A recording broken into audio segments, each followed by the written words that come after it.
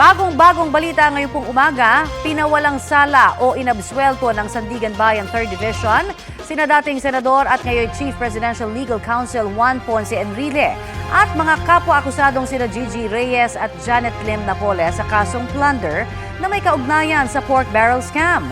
May ulat on the spot si Maki Pulido. Maki? Matapos nga ang isang dekada ay nagbaba ng hatol ang Sandigan Bayan kaugnay sa kasong plunder laban kina dating senador at ngayon Chief Presidential Counsel Juan Ponce Enrile, ang dating Chief of Staff ni Enrile na si Gigi Reyes, sina Ponet Napoles, Janet Napoles at dalawang iba pa na hanggang ngayon ay at large. Sa botong 4-1 ay pinawalang sala ng Sandigan Bayan Special 3rd Division sina Enrile, Reyes at Napoles. 4 ang bumoto for acquittal, 1 ang dissenting opinion at ang dissenting opinion ay kay Sandigan Bayan Presiding Justice Amparo Cabutahetang. Ayaw pang magbigay ng kopya ng Sandigan Bayan, hihintayin daw ang upload pero sa binasa sa loob ng korte, ipinawalang sala sila dahil sa lack of evidence o kakulangan ng ebidensya. Pagkatapos ibaba ang hato, sabi ni Attorney Estelito Mendoza, vindication daw ito para kay Enrile at kay Reyes. Sabi naman ni Napoles, God is good at nagpasalamat sa mga sumuporta sa kanya. Si Reyes ay tumangging magbigay ng pahayag. Lumapit din si Napoles kay Enrile pagkatapos ibaba ang hatol ng korte at lumapit din si Reyes kay Attorney Mendoza at nagmano. Matatanda ang sinampahan sila ng plunder dahil umano sa 172 million pesos na kickback umano ni Enrile mula sa pagpondo sa mga bogus na non-government organizations noon ni Napoles gamit ang kanyang pork barrel o Priority Development Assistance Fund. Nananatili namang at large ang dalawa pang akusado na sina Ronald John Lim at John Raymond De Asis.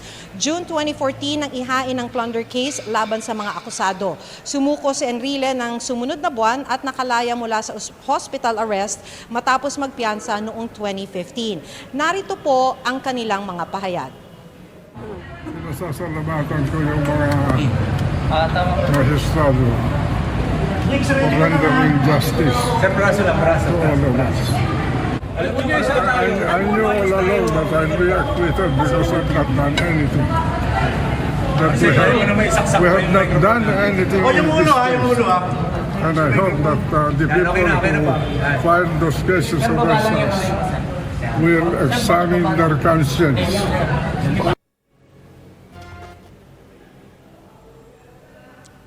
Sa acquittal ni Enrile, wala sa 3 senador na kinasuhan ng plunder kaugnay ng pork barrel scam ang nahatulan ng guilty. So acquitted na si Enrile, sina Reyes at sina Napoles, pero ongoing pa rin yung 15 counts of graft kaugnay pa rin ng pork barrel scam. Connie? Maraming salamat, Maki Pulido. Sa ibang balita, sa presinto naman ang bagsak ng isang principal na nangmolestya umano sa 4 na grade 10 students. Tumanggi siyang magbigay ng pahayag. Balitang hatid ni James Agustin. Sa ikinasang follow-up operation ng mga operatiba ng Project 6 Police Station, inaresto sa kanyang bahay sa Cainta, Rizal ang 59 anyos na lalaking principal na inireklamo ng pumumulestya umano sa 4 na grade 10 students. Nangyari umano ang insidente sa opisina ng principal sa isang eskwelahan sa Quezon City. Sabado raw na papuntahin ng principal ang ilang estudyante kahit walang pasok noon para magpatulong na mag-print ng mga certificate. Ang isang biktima pinapunta sa kusina kung saan sumunod ang principal. Doon po niya ako tinatanong na ilang taon na daw po ba ako, kung nagamit ko na po ba daw yung pagkalalaki ko. Doon na po niya sinimulan yung panghalay sa akin. Hanggang sa natigil lamang po ito nung kumatok yung isa sa aking mga kaibigan at binuksan ang pintuan po. Ayon sa pulisya, dumulog sa kanilang tanggapan ng 4 na lalaking biktima. Ang isa ay 17 taong gulang, habang ang 3 ay 15 taong gulang. Pinatawag sila ng kanilang principal na may paggagawa sa kanila. Isa nga ay inutusan magluto, ang iba naman na naglilinis ng ng personal na utos ng suspect natin. At isa doon, ang unang na biktima doon, yung 17 years old nga, ginawa ng isang kalayan at nasundan pa nung 3 pa. Yung huling-huling minor de edad na victim natin, tumakbo at naitulak nga itong suspect at diretsong nagsumbong sa kanyang mga magulang. Ikinagulat ng mga magulang ng mga biktima ang pangyayari. Ang gusto ko lang po mangyari, sir, nangyari sa anak ko, sir. Magkaroon po ng hustisya, sir, para sa anak ko. Gusto ko pong mangyari na makulong siya na pagbayaran niya yung ginawa niya yan. Sa totoo lang, sir, galit na galit ako eh. Kung mabalitaan ko na ganyan na ginawa niya sa anak ko eh. Nakakulong sa Project 6 Police Station ang suspect na nasampahan na ng reklamong lascivious conduct in relation to Republic Act 7610 o Special Protection of Children Against Abuse, Exploitation and Discrimination Act. Tumanggi siyang magbigay ng pahayag. Inaalam pa ng QCPD kung may iba pang estudyante na nabiktima ang suspect. Sino man na meron na biktima ng suspect namin na ito, pumunta lang kayo sa aming Police Station 15, Quezon City Police District, para maimbestigahan at masampa natin ang kaukulang demanda. Nakarating na rin sa kaalaman ng Department of Education ang insidente, pero hindi pa raw nila natatanggap ang buong report. Pinaimbestigahan na ito ni Education Secretary Sani Angara. James Agustin nagbabalita para sa GMA Integrated News.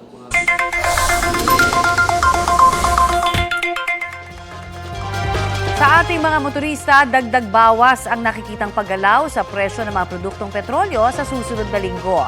Batay po sa estimate ng Oil Industry Management Bureau ng Department of Energy, base po sa 4-day trading, posibleng tumaas ng 40 centavos hanggang 70 centavos ang kada litro ng diesel. 15 centavos hanggang 35 centavos naman ang nakikita para sa kerosene. Posible naman pong 50 centavos hanggang 70 centavos ang bawas presyo sa gasolina. Inaasahan po itong magbago depende sa huling araw ng trading ngayong Biyernes. Paliwanag ng Energy Department, may papel sa inaasahang taas presyo ang pag-atake ng Iran sa Israel at epekto ng Hurricane Helene sa Timog Silangan ng Amerika. Kaya naman daw, posibleng bumaba ang presyo ng gasolina ay dahil sa nakikitang pagbalanse ng demand at supply at hindi pagkaantala ng trading sa pagitan ng Persian Gulf at Asia. Lalo pang bumagal ang inflation o ang bilis ng pagmahal ng mga produkto sa serbisyo sa bansa ayon sa Philippine Statistics Authority. Naitala po ito sa 1.9% nitong Setyembre na mas mabagal sa 3.3% noong Agosto. Pinakamabagal din po yan mula pa noong May 2020 o sa mahigit 4 na taon. Mula Enero hanggang Setyembre, nasa 3.4% na ang inflation rate sa Pilipinas. Mas mababa ito sa 6.4% sa kaparehong panahon noong nakaraang taon. Ayon sa PSA, pangunahing nakaapekto rito ang pagbagal ng pagtaas ng presyo ng mga pagkain at non-alcoholic beverages. Nang dahil umano sa gitgitan sa kalsada, patay isang taxi driver sa Baguio City matapos kuyugin at saksakin. Sumuko na ang magkapatid na sospek. Ang mainit na balita hatid ni Claire Lacanilaw Dungka ng GMA Regional TV. Bumalandra sa gitna ng kalsadang puting sasakyang ito sa Asin Road sa Baguio City nitong Martes ng gabi. Hindi nahagip sa kuha ng kamera pero kinuyog na pala noon at sinaksak ang taxi driver na kinilalang si Johnson Palayo ng isa pang taxi driver at kapatid nito na nakaalitan umano ng biktima. Pagkatapos, mabilis na tumakas ang mga sospek at iniwang duguan sa kalsada si Pelayo. Base sa investigasyon ng Baguio City Police, gitgitan sa kalsada ang ugat ng krimen. Allegedly, ito nga pong victim ay nag-overtake at ito nga suspect ay hindi siya natuwa din sa pag-overtake nitong victim kaya nagkaroon nga ng gitgitan sa daan and allegedly nagkasakitan na kung saan ito nga nagdulot nga nitong pananaksak. Nadala pa sa ospital ang 21 taong gulang na si Pelayo pero nasawi rin kalaunan. Sumuko sa pulisya ang magkapatid na sospek. Tumanggi silang humarap sa kamera pero aminado sa kanilang ginawa. Na-inquest na ang 2 sospek at maharap sa kaso murder. Claire Lacanilaw Dungka ng GMA Regional TV nagbabalita para sa GMA Integrated News. Arestado naman ang isa sa 2 ng hold-up umano sa isang motorcycle shop owner sa Imus, Cavite. Ayon sa biktima, pinasok ng 2 sospek ang kanyang shop at tinutukan siya ng baril sa tinangay ang isang cellphone at 10,000 pisong kita ng shop. Umalis sa mga sospek sakay ng isang van. Natunto ng mga otoridad ng van at naaresto ang isa sa mga sospek. Nakatakas naman ang kasabwat niya. Na-recover mula sa sospek ang isang baril, 2 magazine, airsoft pistol at mga pakete ng umani shabu, drug paraphernalia at mahigit sa 1,500 pesos at mga ID, kabilang na ang isang police ID. Tumangging magbigay ng pahayag ang sospek na maharap sa mga reklamong robbery, illegal possession of firearms at paglabag sa Comprehensive Dangerous Drugs Act. Posible rin siyang kasuhan ng usurpation of authority kung mapapatunayang nagpapanggap siyang pulis. Ilan pang senatorial aspirants ang naghain ng kanilang kandidatura ngayong Day 4 ng filing ng Certificate of Candidacy. Sabay-sabay na naghain ng COC sina Jerome Adonis, Aline Andamo, Ronel Arambulo at incumbent Congresswoman Arlene Brosas, pati sina Teddy Casino, incumbent Congresswoman Franz Castro at Mimi Doringo. Naghain din po ng COC sina Modi Floranda, Amira Lidasan, Liza Maza at Danilo Ramos. Narito po ang ilan pang personalidad na naghain ng kanilang kandidatura sa pagkasenador kahapon.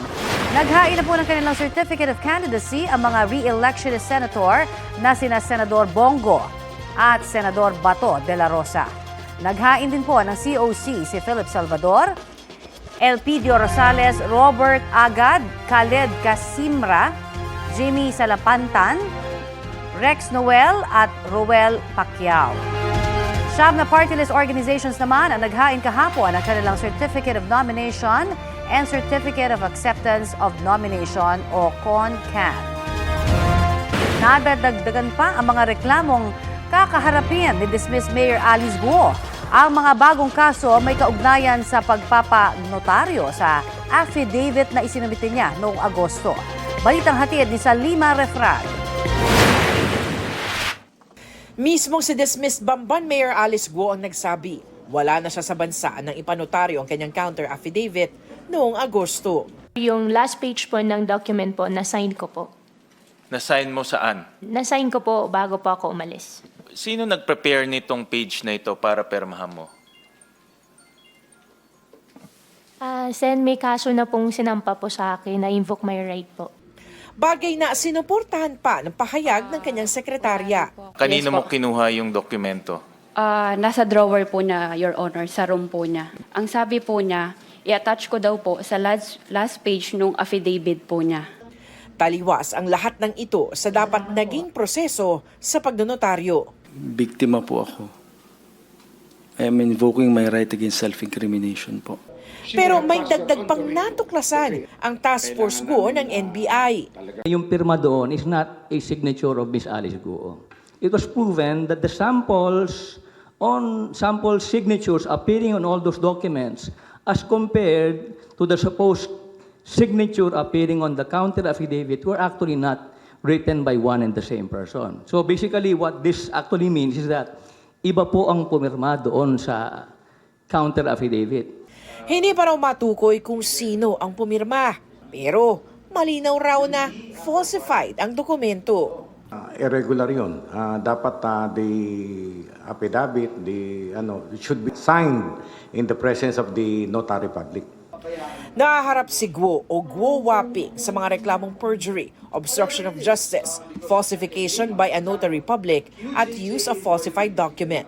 Dawit rin si Attorney Elmer Galicia ang nagnotaryo sa counter affidavit. Mga tauhan ni Guo ni si Kat Salazar na umano'y body double ng dating alkalde, isa pang staff na si Geraldine Pepito, pati na ang sekretarya ni Sual Pangasinan Mayor Liseldo Calugay na si Cheryl Medina, at ang isang kadante na kumausap umano kay Attorney Galicia. Pinaharap rin sa disbarment case si Galicia sa Korte Suprema. It's to our fellow lawyers that we should obey the law. And if you are caught doing something, it will be dealt with severely. Dagdag ang mga reklamong ito sa mga legal na kinakaharap ni Guo. Gayunman, dadaan muna sa evaluation ng National Prosecution Service ang mga reklamo bago isalang sa preliminary investigation. Samantala, patuloy ang investigasyon kay Guo, pati na rin ang mga alegasyon na isa umano siyang Chinese spy. These allegations are very serious allegations. We take them seriously. It's number one, especially espionage is involved. Maging Department of Foreign Affairs, minomonitor na rin ang mga ulat ukol sa umano'y foreign covert operations sa bansa. Kaugnay din ito ng alegasyong isa umanong Chinese spy si Guo base sa lumabas na dokumentaryo ng Al Jazeera kamakailan.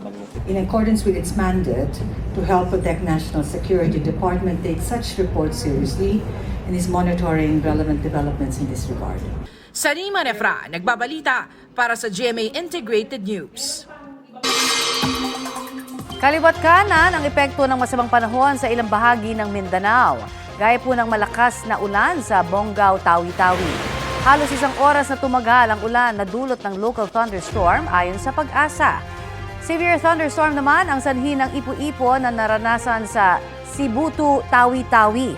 Bagaman nagdulot po ito ng takot sa ilang mga nakatira sa pinangyarihan ng Ipu-Ipo, dumaan lamang po ito malapit sa mga bahay at walang naidulot na pinsala. Ngayong araw, hindi lang Tawi-Tawi ang may tsansang ulanin kundi iba pang bahagi ng bansa. Kasama na po ang Metro Manila base sa rainfall forecast ng Metro Weather.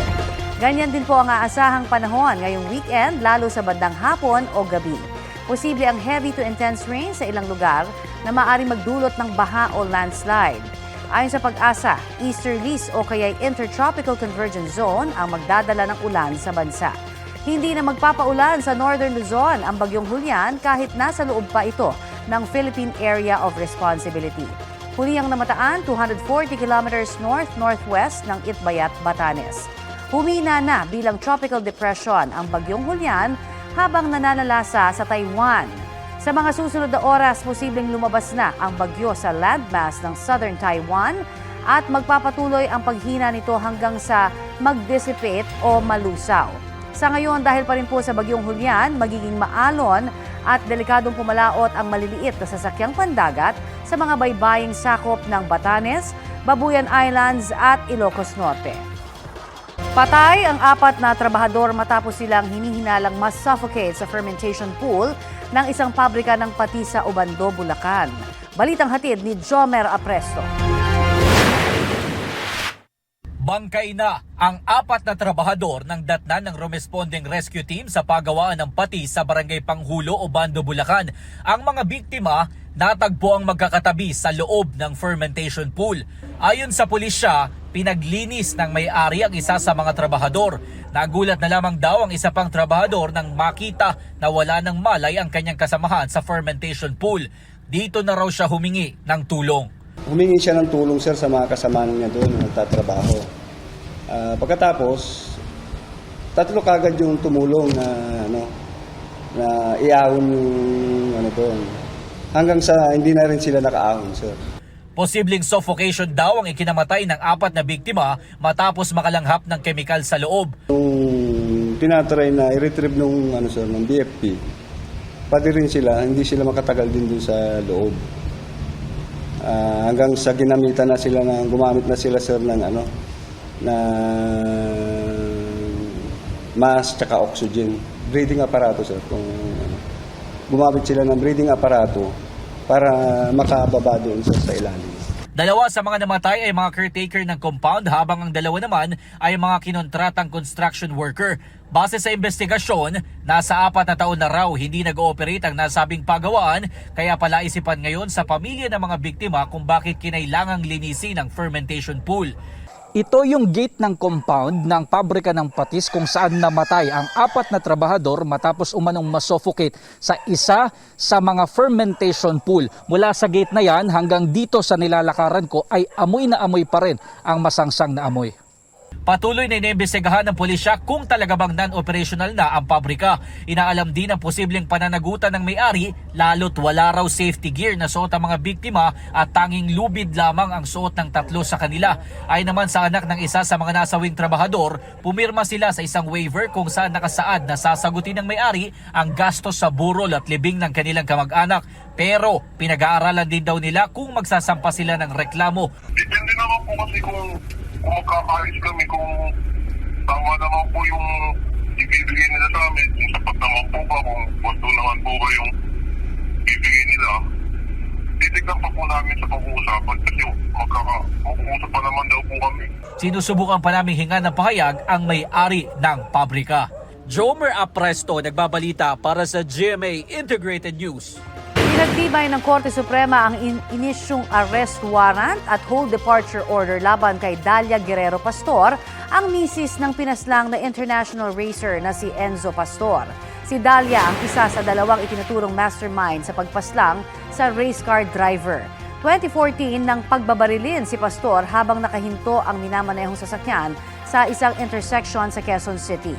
Binaliktad ng Supreme Court ang desisyon ng Court of Appeals na nag-dismiss ng kasong parricide laban kay Dalia. Naunang naaresto ang gunman na si Police Officer 2 Edgar Angel at isa pang mastermind umano na si Domingo de Guzman III. Ikinatuwa naman ng mga kaanak ni Pastor ang desisyon ng Supreme Court. Wala pang pahayag ang kampo ni Dalia na nananatiling at large. Mga mare at pare, nasa Pilipinas na si Grammy winner Olivia Rodrigo para sa kanyang Guts World Tour. Galing sa Singapore si Olivia at dumating kahapon sa NAIA Terminal 3. Kasama ni Olivia ang kanyang boyfriend na si Louis Partridge. Looking forward naman ng Philo Levis para sa concert ni Olivia bukas. Lahat ng kikitain sa concert mapupunta sa Fund for Good organization ni Olivia. Samantala, may bagong project naman si Park Shin-hye. Yan ang South Korean drama na The Judge from Hell, kasama si Kim Jae-young. Kwento yan ng isang demon na sumanib sa isang judge na character ni Shin-hye. Chika sa inyong kumari ni Shin-hye, agad niyang nagustuhan ng karakter na isang prangka at hindi nagpipigil sa sasabihin kaya tinanggap niya ang proyekto. Ibang-iba raw kasi yon sa mga nagginampanan niya ng role noon. Very relatable naman daw si Jae-young sa kanyang character na isang detective. Sabi pa ng South Korean actors, madalas silang magkulitan sa set na paraan daw nila para i-cheer ang isa't isa. Sa ibang balita, isa na namang iligal na Pogo Hub ang sinalakay ng mga otoridad sa Pasay. Nakita po roon ang ilang equipment na tila ginagamit daw sa love scam. Balitang hatid ni Oscar Oida. Sanib puwersang sinalakay ng PAOK, NBI, Bureau of Immigration at Pasay City Police ang umuri illegal na Pogo Hub sa Jokno Boulevard sa Pasay City. Nasa 500 tauhan ng nasabing Pogo Hub ang inabutan sa lugar, karamihan Chinese nationals. Ayon sa isang Pinoy na Pogo employee, huli na nang malaman niyang illegal ang napasok niyang trabaho. Nung una sir, hindi po sir kasi encoder lang po yung nakita ko sa Telegram po. Dito ko na nalaman siguro nung after 2 days na nagtitraining ako. Nalaman mo ng puguhan, ba't pumapasok ka pa rin? Mahirap rin kasi mamatay ng gutom sir. Ayon sa mga otoridad, kung pagbabasihan ang mga inabutang computers dito, love scam ang pangunahing modus ng Munay Pogo Hub. Marami raw dito nagpapanggap ng mga babae para makapambiktima. Ang tingin ko may mga nakuha tayong big boss dito. Yung iba dinat na natin sa opisina ng mga boss. Like ito, opisina ng big boss yan. At titingnan natin yung background niya. Kasi yung sa itsura niya pa lang talagang boss na boss ang dating niya. Kung bakit patuloy ang operasyon ng mga Pogo Hub sa kabila ng sunod-sunod na operasyon, yan daw ang nais alamin ng NBI. Hindi natin malaman kung saan sila humahanap ng lakas ng loob. Yan ang hahanapin namin together with the PAOK, yan ang iimbestigahan namin ngayon. Susuriin ang mga nakumpiskang computers, cellphones, SIM cards at iba pa para sa case build-up.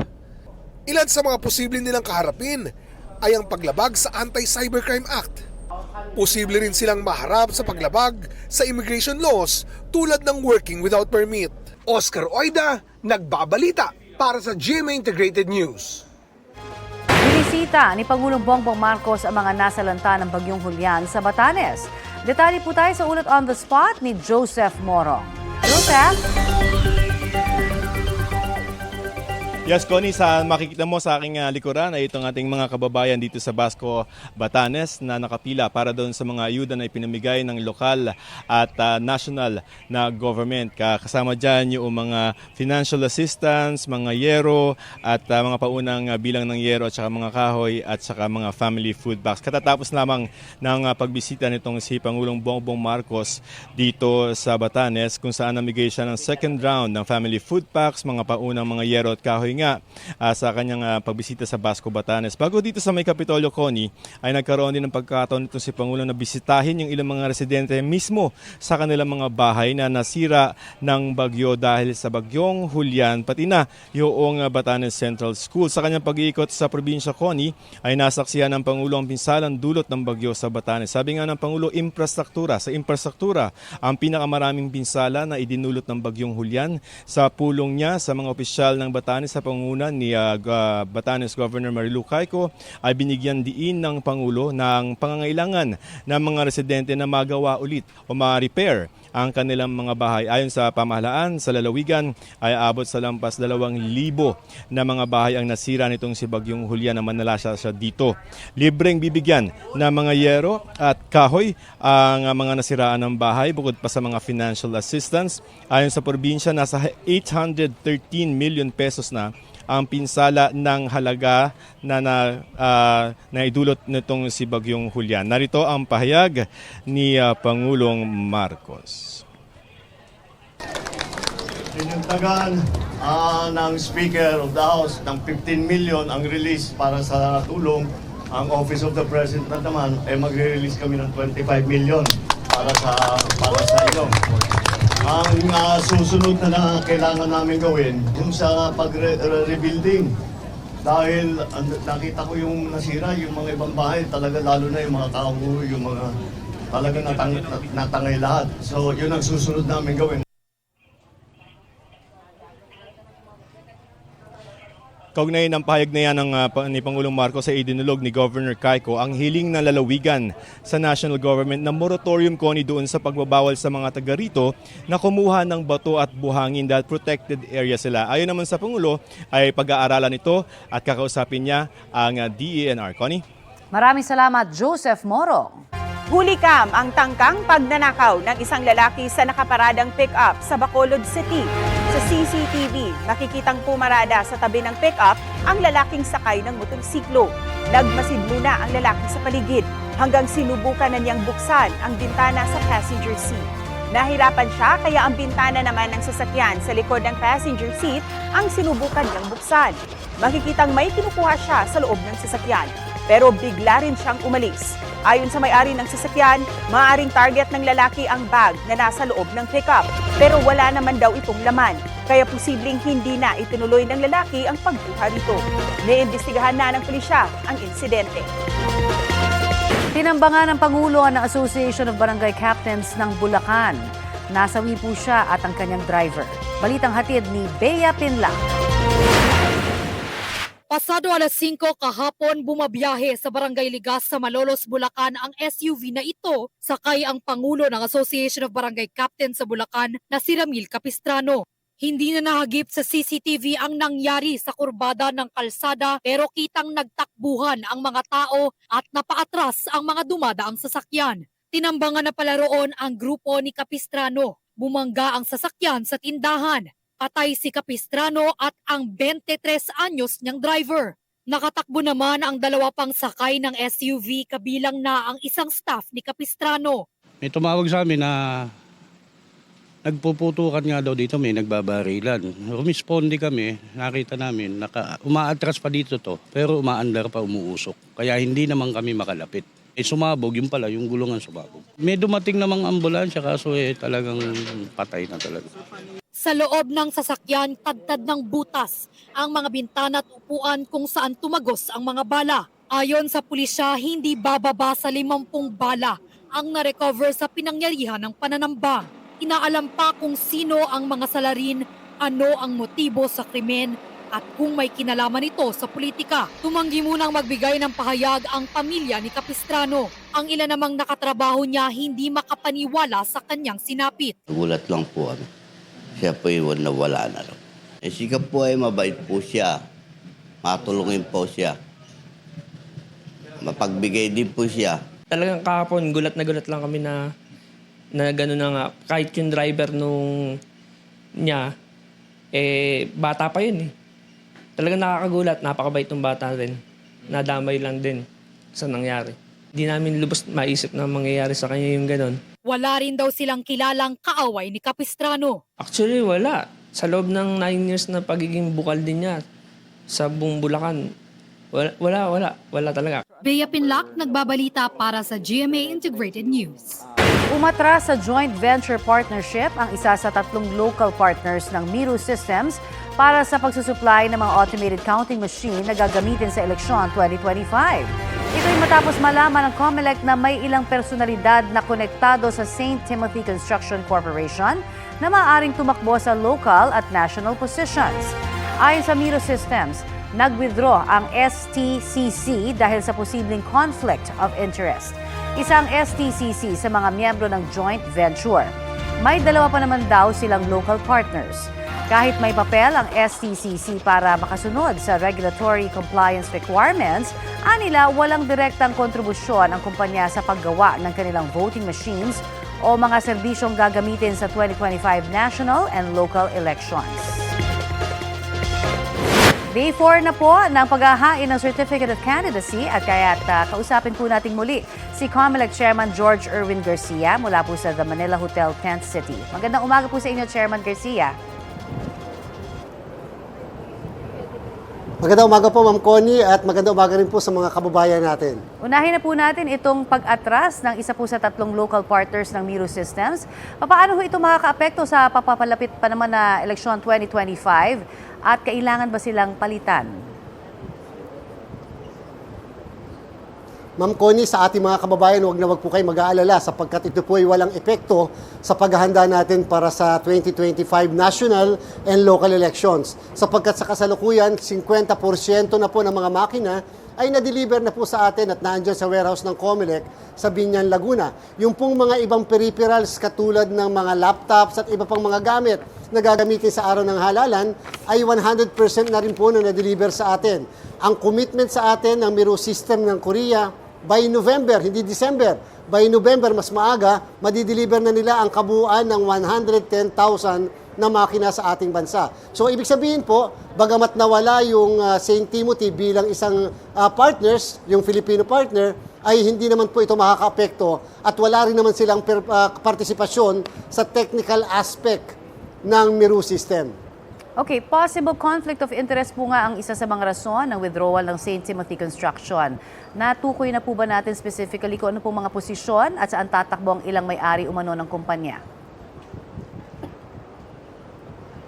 Base lang po sa pagkakaalam natin, Ma'am Connie, maaaring national and local position. Hindi po natin masabi specifically anong position ito. Subalit alam nyo, kaagad nag-aksyon ang Commission on Election. Naging proactive po ang stand natin nung mabalitaan natin na may posibilidad na tumakbo, hindi man opisyal, kung hindi maaari may-ari mismo ng kumpanya, minarapat natin na ipahayag kaagad yung sentimiento ng buong Commission and Bank na mamili sila, either patatakbo sila or magwi-withdraw sila dito sa ating kontrata or bilang isa sa mga partners or joint venture partners ng Miro System.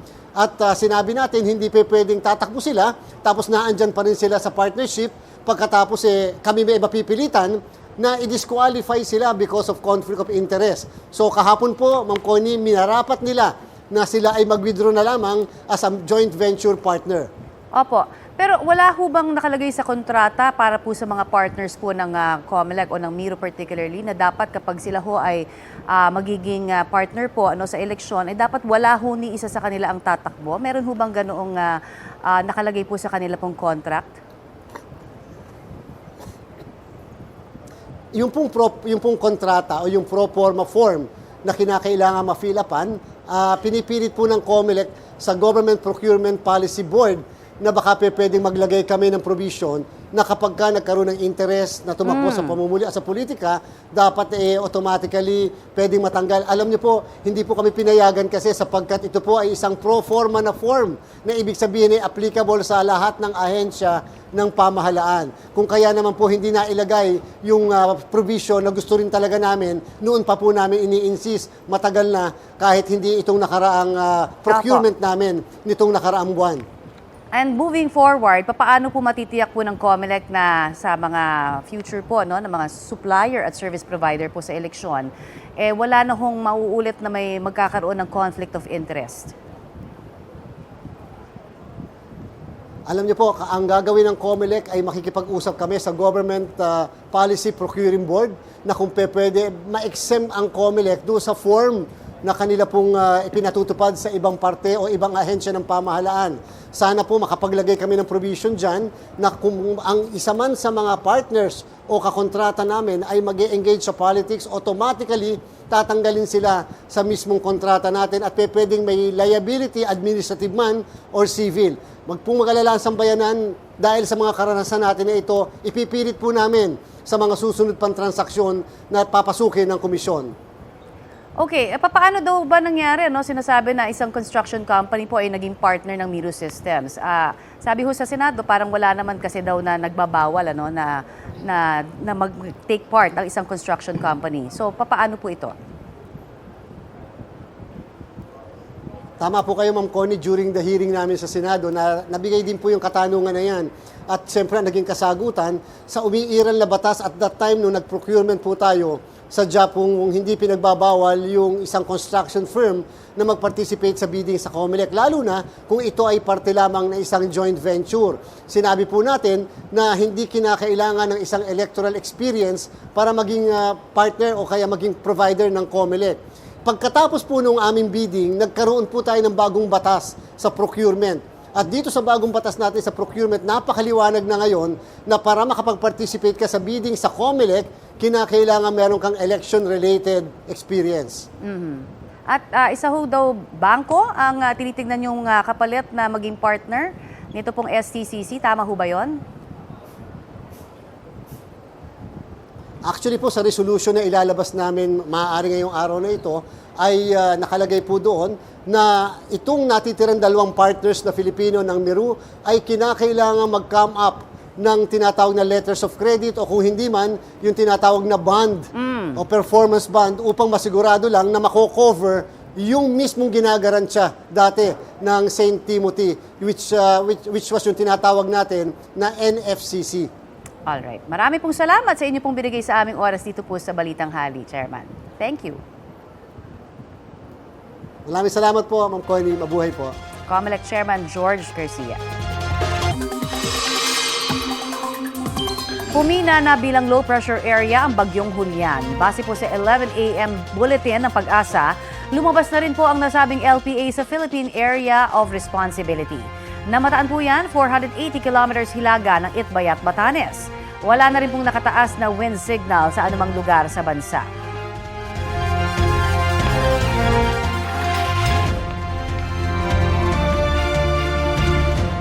Mula sa Igat hanggang sa Ilog, ang food trip at extreme adventure ni Drew sa Quirino Province ngayong weekend. Heto ang patikim sa biyahe ni Drew. Pwede po bang pahawak ng magulo ba sila o... Buti na lang, nandyan kayo. Kiwit ang tawag nila sa mga igat na naninirahan sa mga palayan. At ang totoo niyan, pesting araw ang turing sa kanila ng mga lokal. Ang mga kiwit kasi na ito, very OA sa pagbutas ng mga pilapil. Ang mga kiwit, madalas daw ulamin ng mga lokal. Absolutely, hindi mo maiisip na may isda dito. Kasama sa embutido na malasa siya. At meron siyang alat. At feeling ko kailangan mo ng sandamakmak na kanin at itlog. Parang pwede ito pang breakfast Ito pang pasalubong. Napag-alaman ko na ang mga bangka lumalayag pa rin sa kahabaan ng Governor's Rapids kahit pa OA ang agos ng tubig.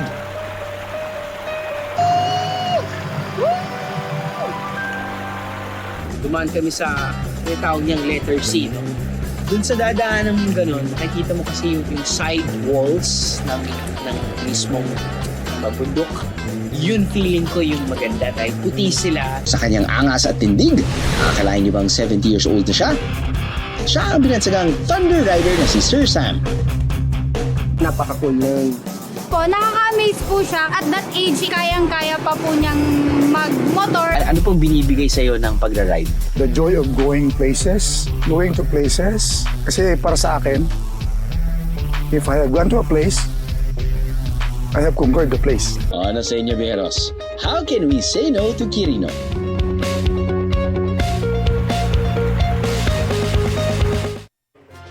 Narito po ang iba pang naghain ng kandidatura para sa pagkasenador ngayong pong umaga.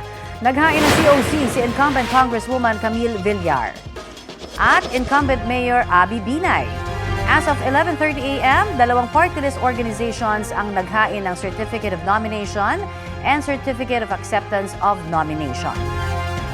Malapiesta pa rin po ang sitwasyon sa labas ng The Manila Hotel dahil pa rin po yan sa mga taga-suporta ng mga naghahain ng COC at CONCAN. At mula po sa Maynila, may ulat on the spot si Darlene Kay. Darlene? Connie, malapiesta pa nga rin yung sitwasyon doon sa Quirino Grandstand dahil maraming mga taga-suporta ng mga kandidato at partido ang nagsusumite na ng kanilang COC at CONA ngayong Biyernes ng umaga.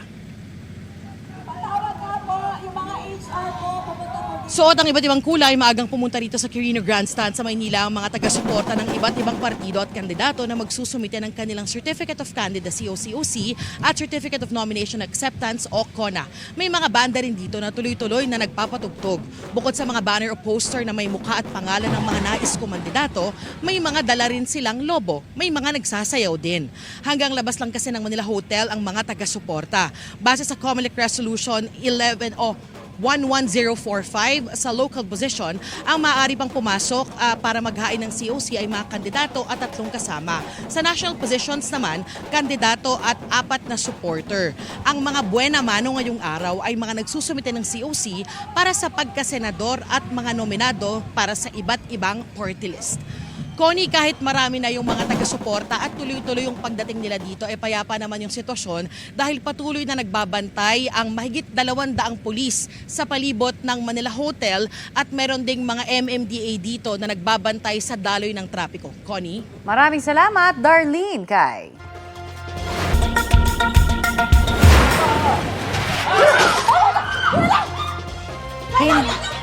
Hindi po magkamaya ang mga residente sa Padang Pariaman Regency sa Indonesia nang masaksihan nila ang pag-atake ng isang baboy ramo. Nakuna ng video kung paano sinuwag at kinagat ng nasabing hayop ang 50 anyos na lalaki. Ilang beses sinubukang lumaban ng lalaki. Sinubukan din po siyang tulungan ng ilang residente. Nakatakas ang hayop. Agad na dinala sa ospital ang biktima na nagtamo ng malalang mga sugat sa binti at bali sa mga daliri. Ayon sa mga otoridad, nangyari ang pag-atake sa kasagsagan ng isang malawakang pangangaso na inorganisa ng isang local pig hunting association. Nangako ang asosasyon na magpapatupad ng mga pag-iingat para maiwasang maulit ang insidente. Nakakabastos daw ang pagbisita ni Justice Secretary Jesus Crispin Remulla sa Timor-Leste ayon kay Attorney Ferdinand Topacio. Sabi ni Topacio, tangka itong pag-impluwensya sa desisyon ng gobyerno ng Timor-Leste kung nasaan ang kanyang kliyente na si dating Negros Oriental Representative Arnolfo Teves Jr. Direktang pakikialam daw ito sa internal affairs ng Timor-Leste. Wala pang sagot dito si Remulla. Pero nauna na niyang sinabi na pumunta siya sa Timor-Leste sa imbisasyon ng kanilang presidente. Tinalakay nila roon ang pagpapauwi kay Teves na itinuturong mastermind sa pagpaslang kay Negros Oriental Governor Ruel Degamo. Mga mare at pare, warm welcome mula sa mga kapuso ang natanggap ni Catherine Bernardo sa pagbisita niya sa GMA Network. Para yan sa pagsisimula ng promotion ng pelikulang Hello Love Again na pinagbibidahan nila ni Alden Richards. Sequel yan ng hit film na Hello Love Goodbye na collaboration ng Star Cinema at GMA Pictures. Bukod sa family feud, asahan na makikita rin si Catherine sa iba pang Kapuso shows bago ang big screen showing ng Hello Love Again sa November 13. Bukas naman ang launch ng official poster sa Hello Again Tour sa isang mall sa Nuvali sa Santa Rosa, Laguna. Sa mga gusto pong magtanim at interesadong mag-alaga ng bamboo o kawayan, pwede po kayong makita niyan sa Carolina Bamboo Garden Philippines sa Antipolo, Rizal. Ang tema ngayon, Learn and Earn from Bamboo Experts. Iba-iba po ang matututuhan dyan, tulad po ng tamang pagpapatubo at pag-aaning ng mga kawayan. Para sa iba pang detalye, pwede po kayong tumawag o mag-email sa Carolina Bamboo Garden Philippines. Bagong-bagong balita po tayo, gumulong na ang pagdinig tungkol po sa deportation case ni Sheila Guo. Sa unang pagdinig sa Bureau of Immigration, kinumpara ang kanyang aktwal na itsura sa mga larawang nakalagay sa isang Filipino passport at 3 Chinese passport.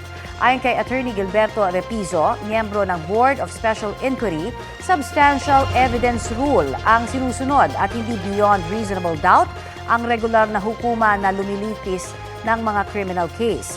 Hinihingan muna ng pahayag ang kampo ni Sheila Guo bago magbaba ng desisyon ang Board of Special Inquiry. Pero kahit magbaba ng deportation order, ay kailangan pa rin pong isilbi ni Sheila Guo ang anumang parusa ng kanyang local cases sakaling mapatunayang may sala sa korte. Pare, ito, no, bilang mga nanay, mahalaga sa atin, syempre, yung bonding time kasama ang ating mga anak. Tama ka dyan, Mare, pero kung minsan, yung playtime, nagiging scary time. Tulad ng bonding ng mag-inang ito from Tondo, Manila.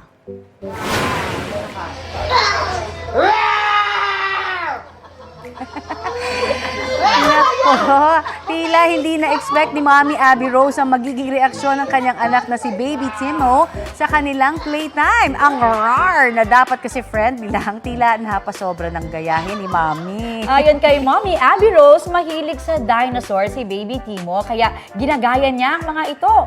For the lambing naman daw si Mommy at napatahan din sa pag-iyak si Baby. Ang video na po na yan ay kinaaliwan online at mayroon ng halos 3 million views.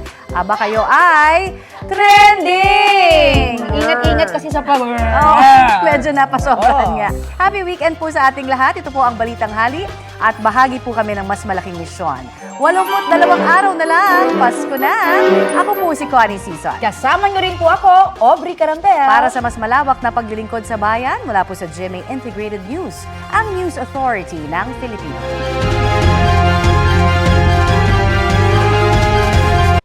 Kapuso, para sa mga maiinit na balita, mag-subscribe sa GMA Integrated News sa YouTube. Sa mga kapuso naman abroad, subaybayan nyo kami sa GMA Pinoy TV at sa www.gmanews.tv.